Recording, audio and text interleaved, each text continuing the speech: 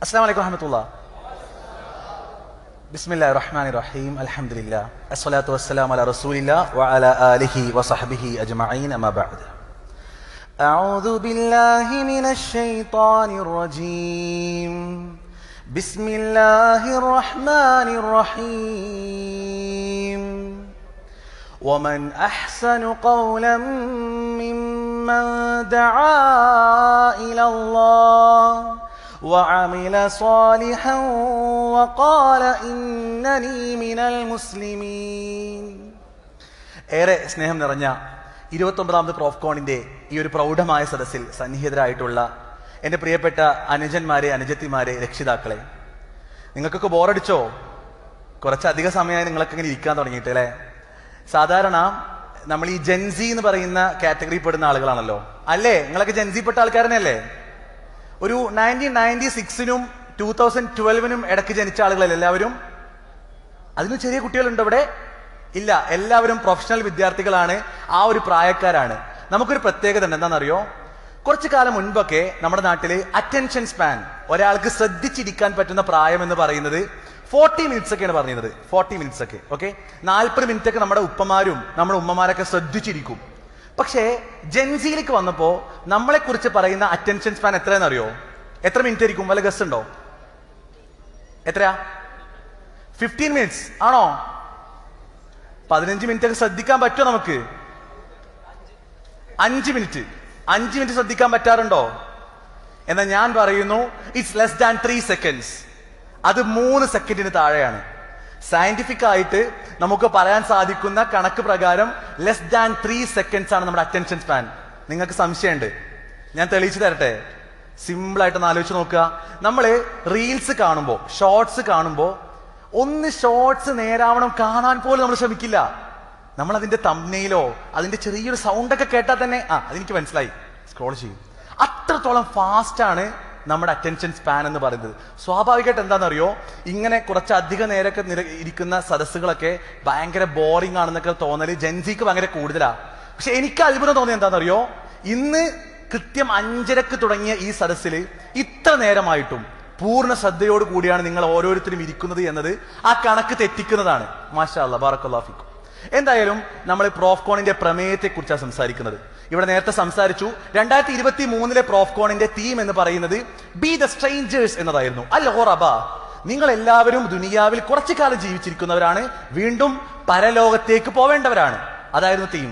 എന്നാൽ 2024 വന്നപ്പോ അന്ന് ഇവിടെ ഫാഷിസം ഭയങ്കരമായി വർദ്ധിക്കുന്നു, മതത്തെ ചോദ്യം ചെയ്യുന്നു. ദ റിലീജിയൻ എന്ന് പറയുമ്പോൾ തന്നെ ഭയങ്കരമായ ക്വസ്റ്റ്യനിങ് സ്റ്റാർട്ട് ചെയ്ത സമയത്ത് പ്രോഫ്കോൺ ഇൻട്രൊഡ്യൂസ് ചെയ്ത ടോപ്പിക് എന്ന് പറയുന്നത് ദ റിലീജിയൻ എന്നതായിരുന്നു. മതം, യഥാർത്ഥ മതം എന്നതായിരുന്നു.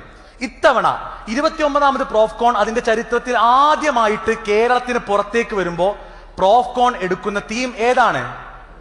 എന്തെങ്കിലും ഗസ് ഉണ്ടോ? എന്തെങ്കിലും ഗസ്? നിങ്ങൾക്ക് ഇവിടെ സ്ലൈഡിൽ കാണാൻ സാധിക്കും.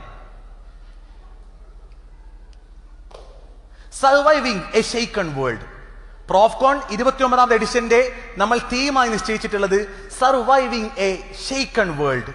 കുലുങ്ങിക്കൊണ്ടിരിക്കുന്ന, പ്രക്ഷുബ്ധമായ, ഭയങ്കരമായ അസ്വസ്ഥതയുള്ള ഒരു ലോകത്ത് എങ്ങനെ അതിജീവിക്കാം, എങ്ങനെ സർവൈവ് ചെയ്യാം എന്നതാണ് പ്രോഫ്കോണിന്റെ തീം. അപ്പൊ എന്താണ് ശരിക്കും നമ്മൾ ഉദ്ദേശിക്കുന്ന തീം എന്ന് നമുക്കൊന്ന് വിശദീകരിക്കാം. നിങ്ങൾക്ക് അറിയുന്നത് പോലെ തന്നെ നമ്മൾ ലോകത്തെ കുറിച്ച് ഇങ്ങനെ ആലോചിക്കുമ്പോൾ നിങ്ങളൊന്ന് ആലോചിച്ച് നോക്കുക. ഒരു ഭാഗത്ത് നമ്മൾ ടെക്നോളജിയിൽ ഭയങ്കരമായി മുന്നിട്ട് പോകുന്നുണ്ട്.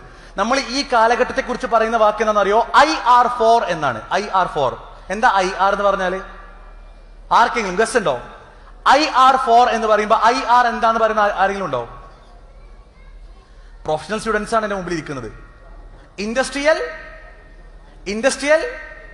റെവല്യൂഷൻ.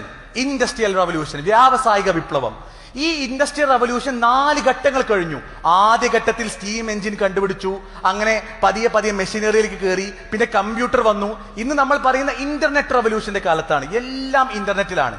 എന്നാൽ ഇങ്ങനെ എല്ലാം പുരോഗമിക്കുമ്പോൾ ഒരു ഭാഗത്ത് എല്ലാ ടെക്നോളജി വർദ്ധിക്കുന്നു, AI വരുന്നു, റോബോട്ടിക്സ് വരുന്നു, മറുഭാഗത്ത് നമ്മൾ GDP-യിൽ മുന്നിലേക്ക് പോകുന്നു. നമ്മൾ ഇവിടുത്തെ കണക്കുകൾ പരിശോധിക്കുമ്പോൾ മിഡിൽ ക്ലാസുകൾ വർദ്ധിച്ചുകൊണ്ടേയിരിക്കുന്നു. ഇങ്ങനെയൊക്കെ പറയുമ്പോഴും എന്തുകൊണ്ടാണ് നമ്മളിത് ഷെയ്ക്കൺ വേൾഡ്, പ്രക്ഷുബ്ധമായ ലോകം എന്ന് പറയാനുള്ള കാരണം നിങ്ങൾക്കറിയോ? ആ കാരണമാണ് നിങ്ങൾക്ക് ഈ സ്ലൈഡിൽ കാണാൻ പറ്റുന്നത്. ഒരു ഭാഗത്ത് നമ്മൾ അറിയാതെ കണ്ടുപോകുന്ന കാര്യങ്ങൾ growth, literacy, tech, rankings, health എന്നൊക്കെ പറയുന്ന ആരോഗ്യത്തിൽ വർദ്ധിച്ചുകൊണ്ടിരിക്കുന്നു, നമ്മൾ ഇൻഫ്രാസ്ട്രക്ചറിൽ വർദ്ധിച്ചുകൊണ്ടിരിക്കുന്നു ഒക്കെ പറയുമ്പോഴും മറുഭാഗത്ത് മൊറാലിറ്റി, ധാർമ്മികത. കുട്ടികളെ നിങ്ങളൊന്ന് ആലോചിച്ച് നോക്കുക. നമ്മളൊക്കെ പോകുന്ന ക്യാമ്പസിൽ നിന്ന് അടിയും തല്ലൊക്കെ വല്ലാതെ വർദ്ധിച്ചു. മുൻപത്തെ കാലത്തെ പോലെയല്ല അല്ലേ? മറ്റൊന്ന് ഡീജനറസി, മൂല്യച്യുതി എന്നൊക്കെ നമ്മൾ മലയാളത്തിൽ പറയും. മറ്റൊരു ഭാഷയിൽ പറഞ്ഞാല് കൃത്യമായും ശരിതെറ്റുകളൊന്നും മനസ്സിലാക്കാതെ മുന്നോട്ട് പോകുന്ന ഒരു സമൂഹം. മൂന്നാമത് ആൽക്കഹോൾ അല്ലെ? കഴിഞ്ഞ വർഷത്തെ കണക്ക് പ്രകാരം ന്യൂ ഇയറിന്റെ ദിവസം സാധാരണ എല്ലാവരും നല്ല തീരുമാനങ്ങളൊക്കെ എടുക്കും അല്ലെ? ജനുവരി 1 കഴിഞ്ഞാൽ ഈ വർഷം നന്നാവണം എന്നൊക്കെ തീരുമാനിക്കും. എന്നാൽ നമ്മുടെ നാട്ടിലെ കണക്ക് പ്രകാരം മദ്യത്തിന്റെ വിറ്റുവരവ്, ആൽക്കഹോളിന്റെ ഇൻകം, റവന്യൂ എന്ന് പറയുന്നത് കുത്തനെ കയറി കോടികളാണ് വർദ്ധിച്ചത്. ഇനിയോ അടുത്ത് നോക്കി നോക്ക് നിങ്ങൾ, സിന്തറ്റിക് ഡ്രഗ്സ്, ഇന്ന് വരെ കേൾക്കാത്ത പേരുകൾ. ഒരുപക്ഷെ എന്റെ മുമ്പിൽ ഇരിക്കുന്ന മാതാപിതാക്കൾക്കൊന്നും അത്ര അറിയുന്നുണ്ടാവില്ല. ഇന്ന് പല പേരിലാണ് അറിയപ്പെടുന്നത്. മെത്ത്, MDMA, LSD, പല പേരിൽ അറിയപ്പെടുന്ന ഈ ഡ്രഗ്സ് ഒക്കെ ഇന്ന് നമ്മുടെ നാട്ടിൽ വളരെ കോമൺ ആയിക്കൊണ്ടിരിക്കുന്നു. ഇനി അടുത്തത് എന്താ? HIV, AIDS. ഒരു കാലത്തൊക്കെ നമ്മൾ എന്താ പറയാറുള്ളത്, ഈ വ്യഭിചാരത്തിന്റെ ഭാഗമായിട്ട് അല്ലെ? കൃത്യമായി പറഞ്ഞാല് ഒരു എക്സ്ട്രാ മാരിറ്റൽ അഫയേഴ്സിലേക്ക് അല്ലെങ്കിൽ പ്രോപ്പർ ആയിട്ടുള്ള സെക്ഷൽ റിലേഷൻഷിപ്പ് അല്ലെങ്കിൽ അവരിൽ വളരെ വ്യാപകമായി കാണുന്ന HIV പോലെയുള്ള എയ്ഡ്സിന്റെ കണക്കിലൊക്കെ നമ്മുടെ നാട് വല്ലാതെ കുത്തനെ വർദ്ധിച്ചിരിക്കുന്നു. ഇനിയോ അബോർഷൻ റേറ്റ് നിങ്ങൾ ആലോചിച്ച് നോക്കി നോക്കുക. ക്രൂരമായി സ്വന്തം ഗർഭിണിയായ ഗർഭസ്ഥ ശിശുവിനെ കൊല്ലാൻ തയ്യാറാവുന്ന ആളുകൾ ഇന്ന് നമ്മുടെ നാട്ടിൽ വർദ്ധിച്ചുകൊണ്ടിരിക്കുന്നു. ഇനിയോ pre extra marital affairs, sexual harassments, ഇതൊക്കെ കൂടുന്നുണ്ട്, ഇതൊക്കെ വർദ്ധിക്കുന്നുണ്ട്. അപ്പൊ ഞാൻ നേരത്തെ ചോദിക്കുന്ന ചോദ്യം, സർവൈവിംഗ് എ ഷെയ്ക്കൺ വേൾഡ് എന്ന് പറയുമ്പോൾ നമ്മൾ പറയുന്നത് ഒരു ഭാഗത്ത് നമ്മൾ ഈ പറഞ്ഞ എല്ലാ ഗ്രോത്തിനെയും ഡെവലപ്മെന്റിനെയും എല്ലാം അഡ്രസ് ചെയ്യുന്നുണ്ട്, while embracing the progress and development happening around and being A vital part of it. നമ്മൾ അതിന്റെ ഒക്കെ ഭാഗമാണ്. ക്യാമ്പസിൽ കഷ്ടപ്പെട്ട് പഠിച്ച് എഞ്ചിനീയറിംഗിനും മെഡിസിനും പ്രൊഫഷണൽ കോളേജിലേക്ക് എൻട്രൻസ് എഴുതിയെത്തിയ മക്കളാണ് നമ്മൾ കഷ്ടപ്പെട്ട് പഠിച്ചിട്ടുണ്ട്. പക്ഷേ അങ്ങനെയൊക്കെ നമ്മൾ ഈ ലോകത്തെ കുറിച്ച് പറയുമ്പോഴും മറുഭാഗത്ത് ഈ പറഞ്ഞ ഒരു ഡീജനറസി, ഈ പറഞ്ഞ ഇമ്മൊറാലിറ്റിയിൽ നമ്മൾ ഒരിക്കലും കൂട്ടുനിൽക്കുന്നില്ല എന്നുള്ളതാണ്. We Muslims are not like others. നമ്മൾ മറ്റുള്ളവരെ പോലെയല്ല. എന്താണ് നമ്മുടെ പ്രത്യേകത? ഞാൻ വളരെ പെട്ടെന്ന് പറയാം. We have a core of life, morality based on religion, ethics based on its teachings, and that's our identity. നമ്മുടെ ഐഡന്റിറ്റി എന്ന് പറയുന്നത്, നമ്മൾ മുസ്ലിമാണ് എന്ന് പറയുമ്പോൾ ക്യാമ്പസിലേക്ക് ഹിജാബ് ധരിച്ചൊരു പെൺകുട്ടി കടന്നു ചെല്ലുമ്പോൾ അവൾ കേവലം ഒരു മഫ്തയല്ല ധരിക്കുന്നത്, അവൾ കേവലം ഒരു ഹിജാബ് അല്ല ധരിക്കുന്നത്, മറിച്ച് ഇറ്റ്സ് അവർ ഐഡന്റിറ്റി. ഞാൻ പ്രഖ്യാപിക്കുന്നത് ഞാൻ മുസ്ലിമാണ് എന്നാണ്. ഞാൻ എന്റെ പ്രവാചകനെ പിൻപറ്റുന്ന, ഒരു മതത്തെ പിൻപറ്റുന്ന, കൃത്യമായി പറഞ്ഞാൽ എന്നെ സൃഷ്ടിച്ച സ്രഷ്ടാവിനെ പിൻപറ്റുന്ന ഒരു അടിമയാണെന്ന് പ്രഖ്യാപിക്കാൻ നമുക്ക് യാതൊരു മടിയുമില്ല എന്നുള്ളതാണ്. That's our identity. നമുക്കതിൽ യാതൊരു സംശയവുമില്ല. അഥവാ ദ ഐഡിയോളജി, ഇസ്ലാമിന്റെ മതപരമായ കാര്യങ്ങൾ, ഖുർആൻ, സുന്നത്തുകൾ, ഹദീസുകൾ, അതൊക്കെ ഉൾക്കൊള്ളുന്നതോടൊപ്പം തന്നെ ഐഡന്റിക്കലി നമ്മൾ മുസ്ലിംസ് ആണ്. നമ്മൾ കാഴ്ചയിലും നമ്മുടെ വേഷത്തിലും നമ്മുടെ സംസാരത്തിലും എല്ലാം നമ്മൾ മുസ്ലിംസ് ആണ്. ഇതാണ് നമ്മുടെ ഐഡന്റിറ്റി. എന്നാൽ സുഹൃത്തുക്കളെ, പുതിയ കാലത്ത് ഇങ്ങനെ ജീവിക്കാൻ വല്ലാത്ത ബുദ്ധിമുട്ടാണ്. നിങ്ങൾക്ക് ഒരു ചെറിയ ക്ലിപ്പ് കാണാം. ആ വീഡിയോ എന്താണ് നിങ്ങളൊന്ന് കേട്ടതിന് ശേഷം നമുക്ക് ബാക്കി കണ്ടിന്യൂ ചെയ്യാം. ഇസ്ലാമിലെത്തുമ്പോൾ അതിന് മതപുസ്തകവുമായി അടുത്ത ബന്ധമുള്ളത് കൊണ്ട് തന്നെ വിശ്വാസികൾക്ക് അതിനെ എതിർക്കാൻ ഭയമാണ്. സ്ത്രീ വിരുദ്ധത, ട്രാൻസ് വിരുദ്ധത, ഹോമോഫോബിയ തുടങ്ങിയ ആധുനിക കാലത്ത് ഏറ്റവും മോശമെന്ന് തോന്നിക്കുന്ന കാര്യങ്ങളെ ന്യായീകരിക്കാൻ ശ്രമിക്കുന്നതിൽ മുൻപിൽ നിൽക്കുന്നത് ഇസ്ലാം മതമാണ്. ഓക്കെ, ഞാനൊന്ന് ട്രാൻസ്ലേറ്റ് ചെയ്തു തരാം. ഒരു വ്ളോഗർ പറയാണ്, ഇസ്ലാം എന്ന് പറയുമ്പോൾ വളരെ പിന്തിരിപ്പൻ മതമാണ്. എന്താണ് പിന്തിരിപ്പനാവാനുള്ള കാരണം എന്നറിയോ? അവർ ഹോമോഫോബിക് ആണ്. എന്താ ഹോമോഫോബിക് എന്നറിയോ? സ്ത്രീയും പുരുഷനൊക്കെ കല്യാണം കഴിക്കുമ്പോൾ അത് തെറ്റാണെന്ന് പറഞ്ഞാൽ നമ്മൾ ഹോമോഫോബിക് ആണെന്നാണ്. അഥവാ ഇത്രയും കാലം നമ്മുടെ വാപ്പി ഉമ്മയൊക്കെ കല്യാണം കഴിച്ചതിന് പകരം ഇനി ഉമ്മയും കല്യാണം കഴിക്കുക, വാപ്പി കല്യാണം കഴിക്കുക. നല്ല രസം ഉണ്ടാവുമല്ലോ അല്ലെ കേൾക്കാൻ? ഇത് പറയുമ്പോൾ അത് തെറ്റാണെന്ന് പറഞ്ഞാൽ നിങ്ങൾ പ്രാകൃത മതമാണെന്ന് പറയുന്ന ആളുകൾ ഇന്ന് വർദ്ധിച്ചുകൊണ്ടിരിക്കുന്നു. ഇനി നിങ്ങൾക്ക് മറ്റൊരു ക്ലിപ്പ് കേൾക്കാം. ഈ മതം എപ്പോഴും എന്നെ ശല്യപ്പെടുത്തിക്കൊണ്ട്, എനിക്ക് തലമുടി നീട്ടണം, എനിക്ക് പാട്ട് കേൾക്കണം, എനിക്ക് സിനിമ കാണണം, പ്രവാചകൻ. ഓക്കെ, മതം എന്നെ എപ്പോഴും ശല്യപ്പെടുത്തിക്കൊണ്ടിരിക്കുന്നു. എന്താണെന്ന് അറിയോ മൂപ്പരെ ശല്യപ്പെടുത്തല്? സിനിമ കാണാൻ പറ്റൂല, പാട്ടിന് പോയി തുള്ളിച്ചാടാൻ പറ്റൂല, അതൊക്കെ ഭയങ്കര ശല്യാണ് എന്ന്. തോന്നിവാസം കാണിക്കുന്നതൊക്കെ നിർത്തണം എന്ന് പറയുമ്പോൾ അത് ശല്യാണെന്ന് പറയാം അല്ലെ? പുതിയ കാലത്ത് അങ്ങനെ കുറെ ടീമില്ലേ, നല്ല അടിയൊക്കെ കൊടുക്കുന്ന സമയത്ത് അടിക്കരുത് കിട്ടോ എന്ന് പറഞ്ഞാൽ ഇത് എന്റെ അവകാശമല്ലേ, മൈ ബോഡി അല്ലേ, മൈ റൈറ്റ് അല്ലേ എന്ന് ചോദിക്കുന്ന ആൾക്കാരുണ്ടല്ലോ.